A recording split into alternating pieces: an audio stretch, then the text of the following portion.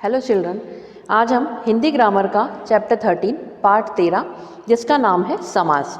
समास क्या होते हैं ये मैं आपको पढ़कर समझाऊंगी। तो चलिए हम लोग पढ़ना स्टार्ट करते हैं। सबसे पहले हम समास की परिभाषा पढ़ेंगे। परस्पर संबंध रखने वाले दो या दो से अधिक शब्दों के मेल को समास कहते हैं।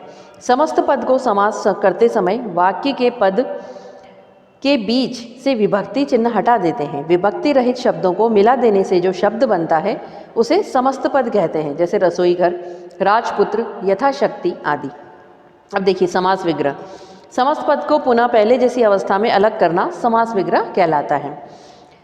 रसोई घर, रसोई के लिए घर, हमने ये क्या कर दिया, समास विग्रह कर दिया, मतलब अलग अलग कर दिए शब्दों को। रसोई के लिए जो घर होता है वो होता है रसोई घर, और रसोई घर जब वर्ड हो तो वो समास शब्द हो गया। राजकुमार, राजा का कुमार। पूर्व पद तथा उत्तर पद, समास में दो पद होते हैं, पहला पूर्व पद तथा दूसरा उत्तर पद, जैसे समस्त पद। अब इसमें देखिए राजा रानी, राजा रानी के बीच में आपको एक लाइन दे दी गई, तो राजा और रानी, पूर्व पद क्या हुआ, राजा, उसके बाद उत्तर पद हुआ रानी। पर नारी, नर नारी, सॉरी, नर पूर्व पद, नारी उत्तर पद। अब संधि तथा समास में अंतर। संधि दो वर्णों के मेल होती है, किंतु समास में दो या दो से अधिक पदों का मेल होता है। संधि विद्या प्लस आलय इक्वल टू विद्यालय, और समास इसमें राजा का पुत्र इक्वल टू राजपुत्र। अब संधि होते समय एक या दो वर्णों में विकार होता है, जबकि समास में दो या अधिक शब्द मिलाकर एक नया शब्द बनाते हैं। फिर आपका है समास के भेद। समास कितने प्रकार के होते हैं? भेद तथा उपभेद मिलाकर समास के 6 प्रकार होते हैं। पहला अव्ययीभावी समास, तत्पुरुष समास, कर्मधारय समास, द्विगु समास, द्वंद्व समास, फिर बहुब्रीहि समास। अब पहला है आपका अव्ययी भाव समास। जिस समस्त पद का प्रथम पद प्रधान अव्यय हो वह अव्ययी भाव समास कहलाता है, जैसे यथाशक्ति, आजन्म, आजीवन आदि। अब देखिए यथाशक्ति मतलब शक्ति के अनुसार, फिर आजीवन जीवन तक, सादर आदर के साथ, बेशक बिना शक के, और प्रतिदिन दिन दिन। तो कभी कभी पुनरुक्ति से भी अव्ययीभाव समास बन जाते हैं, जैसे रातों रात, धीरे धीरे, क्षण क्षण, हाथों हाथ आदि। फिर नेक्स्ट है आपका तत्पुरुष समास। जिस समास में द्वितीय पद प्रधान होता है उसे तत्पुरुष समास कहते हैं। तत्पुरुष समास में प्रथम पद विशेष्य होता है। अब तत्पुरुष समास 6 प्रकार का होता है। ये प्रकार 6 कारकों को विभक्तियों के अनुसार होते हैं। तत्पुरुष समास में जिस कारक का विभक्ति चिन्ह लोप हो जाता है उसी कारक के अनुसार उसका नाम पड़ जाता है। समस्त पद, कर्म तत्पुरुष, यश प्राप्त, यश को प्राप्त।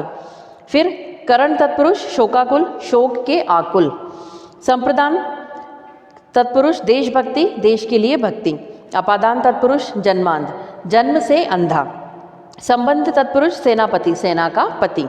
अधिकरण तत्पुरुष, आप बीती, आप पर बीती। फिर आपका इसमें है नेक्स्ट कर्मधारय समास। कर्मधारय समास तत्पुरुष का भेद होता है।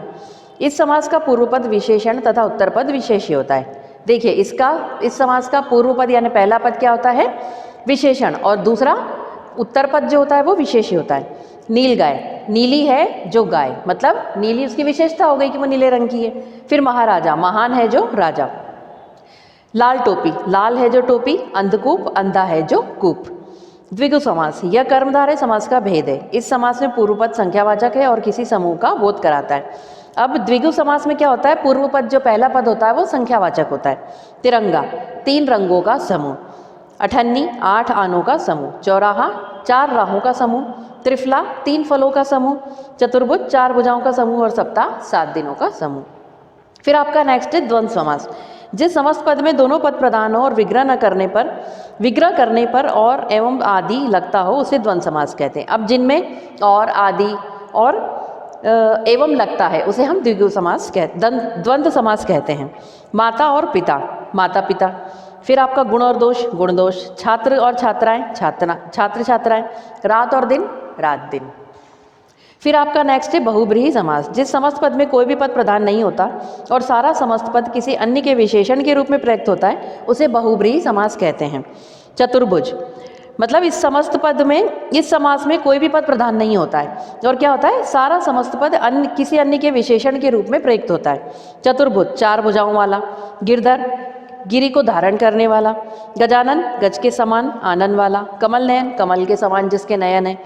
त्रिलोचन, 3 है जिसके नयन।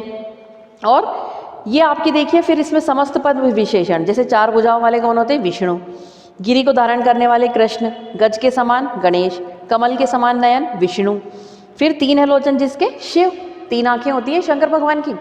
तो स्टूडेंट इस चैप्टर में आपको समास के बारे में बताया गया है कि समास क्या होते हैं और समास के कितने भेद होते हैं और संधि और समास में क्या अंतर होता है। मतलब संधि में 2 वर्णों का मेल होता है और समास में 2 या 2 से अधिक पदों का मेल हो जाता है, उसे हम समास कहते हैं। तो आपको ये चैप्टर समझ में आ गया होगा। इस चैप्टर की बुक के एक्सरसाइज में फिल करके आपको व्हाट्सएप पे सेंड कर दूंगी और इसके क्वेश्चन आंसर आपको रिटर्न में सेंड कर दिए जाएंगे, जिन्हें आपको हिंदी ग्रामर की कॉपी में नोट डाउन करना है। Thank you student.